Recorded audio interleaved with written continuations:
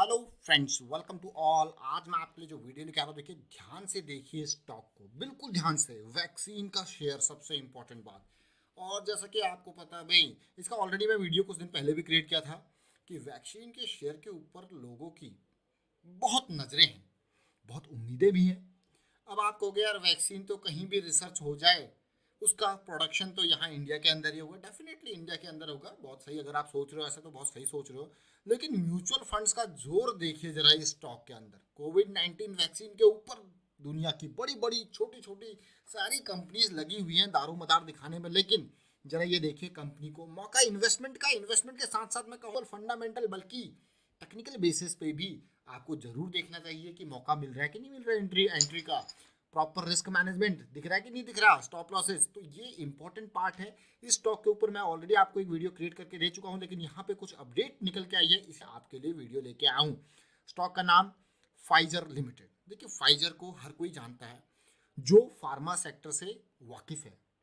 जब भी किसी स्टॉक में आप फंडामेंटल बेसिस को देख के इन्वेस्ट करने की सोचते हो लॉन्ग टर्म पर्सपेक्टिव से, तो जरूर उसके मार्केट के बारे में, उस शेयर के बारे में आपको आइडिया होना चाहिए, उसके कारोबार के बारे में आपको आइडिया होना चाहिए। तो जब उसके आइडिया लगाओगे आप, तो फाइजर एक बहुत बड़ी कंपनी है, इंडिया की नहीं बाहर की मैं कहूंगा। और इंडिया के अंदर अगर आप देखोगे तो फाइजर लिमिटेड का शेयर प्राइस 5000 के आसपास है। वो कहेंगे यार बहुत ही महंगा प्राइस है शेयर का। देखिए फाइजर को जब आप जानोगे भली भांति, निफ्टी फार्मा का एक बढ़िया शेयर, आज की डेट पे 48% की डिलीवरी देखने को मिली। लेकिन इंपॉर्टेंट बात, आज नहीं अब आने वाले कुछ दिनों में जबरदस्त उछाल आने की उम्मीद यहाँ पे देखने को मिल रही है। तो ये मार्केट ऑल टाइम हाई बनाई जा रही है। अब यहाँ पे थोड़ा सा अब आप स्टॉक स्पेसिफिक हो जाइए, सेक्टर स्पेसिफिक हो जाइए। इस बार आपने देखा होगा स्टॉक्स ने बहुत तेजी दिखाई है। अब बहुत सारे ऐसी रैली में क्या होता है कि सारे वैल्यू नॉट वैल्यू सारे स्टॉक जो है भागने लग जाते हैं। बट अब होगा क्या, अब लोग चुनिंदा स्टॉक्स में पैसे लगाएंगे जिनका आगे के डेट में फ्यूचर दिख रहा होगा, और बाकी स्टॉक से प्रॉफिट को बुक करने की कोशिश करेंगे। इस चीज को ध्यान रखें, ये बहुत ही इंपॉर्टेंट पार्ट आ चुका है, क्रिटिकल पार्ट आ चुका है। और ऐसे शेयर में वही शेयर भागेंगे जिनकी आने वाले 6 महीने साल भर में दिख रहा है कि क्लियरली बहुत ही वैल्यू, और बाकी स्टॉक्स में प्रॉफिट बुकिंग आपको देखने को मिलेगी। अब फाइजर 22,000 करोड़ का market capitalisation, debt free stock, profit growth, sales growth बहुत ही जबरदस्त है इस स्टॉक का। लेकिन आज जो नंबर्स इसके सामने निकल के आए हैं वो नंबर्स आपके साथ शेयर करूंगा। देखिए नंबर्स, सितंबर का नंबर सामने आया है, यानी कि सितंबर में कितने शेयर्स खरीदे गए म्यूचुअल फंड के द्वारा, जरा ध्यान से देखिए। सितंबर में जो मैं नंबर्स देख पा रहा हूं वो 22 म्यूचुअल फंड 47 लाख।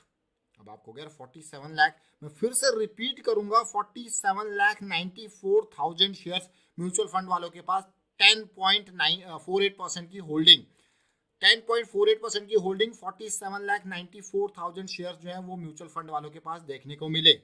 और LIC के पास भी अगर मैं शेयर्स बात करूं तो LIC इंश्योरेंस कंपनीज के पास शेयर्स हैं 2.47%, यहाँ पे 11 लाख शेयर्स हैं, जिसमें LIC के खुद के पास ऑलमोस्ट कितने 8 लाख के आसपास ये शेयर्स LIC के पास है, 9 लाख राउंड ऑफ करके देखिए, 8,93,000। अब इन्हीं नंबर्स को यहीं तक नहीं रोकते, ये सितंबर के नंबर से कंपैरिजन करेंगे इसका जून के नंबर्स के साथ। तो जून क्वार्टर में जो नंबर मुझे देखने को मिला वो 44 लाख था, जो कि बढ़ के 47 लाख, 3 लाख शेयर खरीदे गए यहाँ पे म्यूचुअल फंड के द्वारा। अगर आप प्राइस लगाओगे हिसाब किताब तो आपको तो बहुत ज्यादा होगा। अगर करोड़ के हिसाब से देखोगे ना, मार्केट के हिसाब से रेट, अगर 5,000 का करंट रेट भी मैं लगा लूं, तो ये शेयर्स जो आपको दिख रहे हैं ना कि खाली 3 लाख शेयर खरीदे हैं, तो 3 लाख शेयर को आप सीधे सीधे 5,000 से मल्टीप्लाई कर लो। अब आपको गए तो बहुत बड़ा नंबर, कई 100 करोड़ हो जाता है। तो भाई यही फर्क है, ये फर्क आपको क्लियरली, इतने 100 करोड़ का माल यहाँ पे म्यूचुअल फंड वालों ने खरीदा है। ओ भैया ये तो बहुत ही। इसके अलावा देखिए LIC के पास आपने देखे कितने थे, 8,65,000 थे, जो कि शेयर्स अब बढ़ के हो गए 8,93,000। तो LIC ने भी शेयर्स यहाँ पे खूब खरीदे हैं। तो ये पॉजिटिविटी ओवरऑल आप देख पा रहे हो ऐसे इस शेयर में, क्योंकि इस शेयर में आपको दिख रही है वैल्यू। ये शेयर वैक्सीन की दुनिया में एक लीडिंग कैंडिडेट है, जिसका वैक्सीन लीडिंग कैंडिडेट है वो फाइजर का वैक्सीन यहाँ पे नंबर में आ रहा है। अगर मैं यहीं पे जून से पहले मार्च का कोटा देखूं तो मार्च की गिरावट के टाइम पे ओनली 42 लाख शेयर्स थे म्यूचुअल फंड वालों के पास, 42 लाख शेयर्स। और LIC के पास अगर आप देखो तो 8,65,000 शेयर्स थे। तो जून में LIC ने थोड़ा सा कम सिमिलरली था, लेकिन अभी सितंबर क्वार्टर में यहाँ पे पॉजिटिविटी देखने को मिली है एलआईसी में। और इस स्टॉक के कई बार हमने वीडियोस भी क्रिएट किए हैं फाइजर के। अभी मैं फिर से आपको टेक्निकल एनालिसिस के ऊपर लेके चलूंगा, उससे हमें और लर्निंग देखने को मिलेगी। और दिसंबर में अगर डेटा देखोगे तो 43 लाख शेयर थे जो मार्च में थोड़ा कम हुए, जून में थोड़ा सा बढ़े, और उसके साथ ही साथ अभी के टाइम पे बढ़िया बढ़त देखने को मिल रही है। 3 लाख शेयर कम नहीं होते, जरा 3 लाख को 5,000 से गुणा करके देख लो कितना ज्यादा ये नंबर है। रिटेल निवेशकों की बात करते हैं तो रिटेल निवेशक बहुत कम इस पे इन्वेस्टेड है। 1 लाख रिटेल निवेशक इन्वेस्टेड है और जिनके पास 13% की होल्डिंग है, ये मान के चलेगी 62 लाख शेयर्स रिटेल निवेशकों के पास अभी के टाइम के हिसाब से है। और अगर पिछले टाइम की बात करते हैं, यानी कि पिछला टाइम यानी कि जून क्वार्टर की बात करें तो 61 लाख के आसपास इनके पास शेयर थे। और साथ के साथ अगर मैं बात करूं मार्च क्वार्टर में ओनली 57 लाख शेयर्स थे। तो रिटेल निवेशकों ने भी धीरे धीरे इसमें अपनी होल्डिंग बढ़ाई है। टेक्निकल एनालिसिस पर चलते हैं। टेक्निकल एनालिसिस बहुत ही इंपॉर्टेंट। शेयर को देखिए, शेयर कभी वीक नहीं हुआ, हमेशा पॉजिटिव रहा है। और इतनी बढ़िया पॉजिटिविटी, मान के चलिए कि इसमें वीकनेस 2008 के बाद कभी ऐसी बड़ी वीकनेस आई नहीं। हाँ, करेक्शंस जरूर आई, लेकिन मैं उनको बड़ी वीकनेस नहीं कहूंगा, क्योंकि आरएसआई हमारा हमेशा स्ट्रेंथ में रहा, बुलिश एरिया में रहा। और अभी देखिए करेक्शन जरूर आई थी मई के महीने में, अप्रैल के महीने की तेजी के बाद मई के महीने के करेक्शन, और उसके बाद बढ़िया बम्पर जंप। और ये बम्पर जंप मैं कहूंगा बेहतरीन जंप, जो कि वीकली चार्ट पे हमको बिल्कुल परफेक्ट परफेक्ट सिचुएशन। अब आपको यार कौन सी परफेक्ट सिचुएशन की बात करें, देखिए इस स्टॉक का ये हमारा एक मेन एक्यूमुलेशन जोन था, जो कि 4200 4400 के लेवल पे था। अगर आप पुरानी वीडियोस देखेंगे तो इस टाइम पे हमने क्लियरली वीडियो बनाई थी कि रेंज ब्रेकआउट होती है, एक बड़ी रैली आपको देखने को मिलेगी। और ये बड़ी रैली हमें देखने को मिली, जो कि बहुत अच्छी बात है, ऑसम बात। लेकिन अब उससे भी बढ़िया सिस्टम है। अब आप कहोगे कैसे, जरा इस एरिया को देखिए। What this area is telling, this area is telling us about the breakout situation, and the best part is consolidation near the breakout.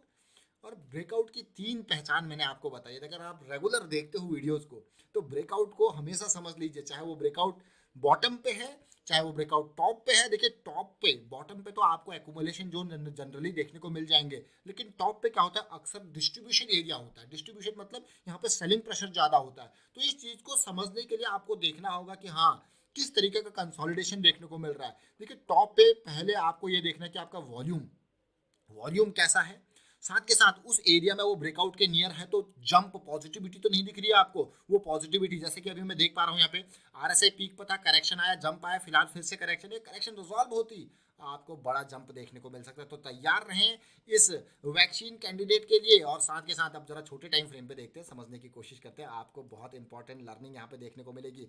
इस एरिया को देखिए, ये वो एरिया है जो हमारा इससे पहले का ब्रेकआउट हुआ था। इस ब्रेकआउट को समझोगे मजा आएगा आपको। देखिए ये ब्रेकआउट था जिस लेवल पे हमने इसको पकड़ा था, देखिए ये बॉटम रेंज, ये रेंज धीरे धीरे कंसोलिडेट हुई and this was the level 4200 का लेवल। स्टॉप लॉस कितना, स्टॉप लॉस ना के बराबर 4100 का हमारे पास स्टॉप लॉस था। उसके बाद रैली आप खुद देख सकते हो। और रैली में जो वीकली पे आपको सिचुएशन नहीं देखने को मिल रही, करेक्शन देखिए, इन करेक्शंस को देखिए, these correction are most important thing. अब स्टॉक जैसे नीचे गिरने की, यहाँ पे पूरे एरिया में ये लेवल जो मैं आपको दिखा दूं अभी 5200 के पीक इसने जरूर बनाया है। और साथ के साथ जरा इस स्टॉक को देखिए, बॉटम पे जाके ये 4700 का बॉटम बनाया इसने, अभी रिसेंटली ये बॉटम बना है। और आप देख पा रहे हो कि बार बार यहाँ पे बाइंग आपको देखने को मिल रही है। देखिए ये लोअर शेडोज, लंबी लंबी लोअर शेडोज जो कि बाइंग प्रेशर को दिखा रही है। लेकिन थोड़ा सा मैं कहूँगा हल्का सा इंतजार और कीजिए। क्या कितना, ये जो लेवल है ना, ये जो लेवल है, ये इन कैंडल्स का जो पिछले 3-4 दिनों की कैंडल की बनी, ये हाई क्रॉस होने का इंतजार कीजिए। जैसे ये क्रॉस होगा आपका स्टॉप लॉस आपके पास रेडी है 4900 के बॉटम, थोड़ा सा नीचे यहाँ पे स्टॉप लॉस। अगर मैं खरीदना चाहूंगा, मैं थोड़ा सा इंतजार करके अभी फ्रेश एंट्री इस लेवल पे कोशिश करूंगा। तब तक होगा क्या, इन आरएसआई लेवल को देखिए, आरएसआई की लेवल को देखिए। तब तक ये वाला एरिया लेटेस्ट आरएसआई भी सिचुएशन में आपको दिखाता हूं। देखिए ये 4700 का लो, ये उससे ऊपर का लो, और ये अभी और पॉजिटिविटी, यानी कि आरएसआई प्राइस से पहले ब्रेकआउट करने को तैयार है। तो ये आपको दिखा देगा भाई हम जा चुके हैं पार, अब हम उछलने वाले हैं, हमारे अंदर स्ट्रेंथ आ गई है। लेकिन भाई 200% भी श्योर हो स्टॉक में कि भाई ये भागने वाला है, उसके लिए भी आपको रिस्क मैनेजमेंट, क्योंकि स्टॉक मार्केट में इन्वेस्टमेंट करते हो तो अनसर्टिनिटी रहती है, कैसी भी कंडीशन आ सकती है। लेकिन आपको हमेशा उस कंडीशन को अपने रिस्क मैनेजमेंट प्लान के अंदर रखना ही रखना है कि अगर ऐसी, चाहे वो 0.001% भी वो कंडीशन क्यों ना हो, फिर भी आपको प्लान में रखना ही रखना है। What will I do if this can happen, if this will happen, जैसे यहाँ पे अगर सिचुएशन डिटेरियोरेट होते तो आप क्या करोगे, ये आपका पहला प्लान होना चाहिए। तो चलिए फिलहाल वाइंड अप करता हूँ वीडियो को। उम्मीद करता हूँ वीडियो आपको अच्छा लगा होगा। अच्छा लगा तो शेयर कीजिए, लाइक कीजिए, चैनल अगर आप लोग तक सब्सक्राइब नहीं किया तो जल्दी से सब्सक्राइब कर ले, साथ के साथ बेल आइकन को भी प्रेस कर ले जिससे आपको नोटिफिकेशन आती रहेगी। Thank you for watching the video.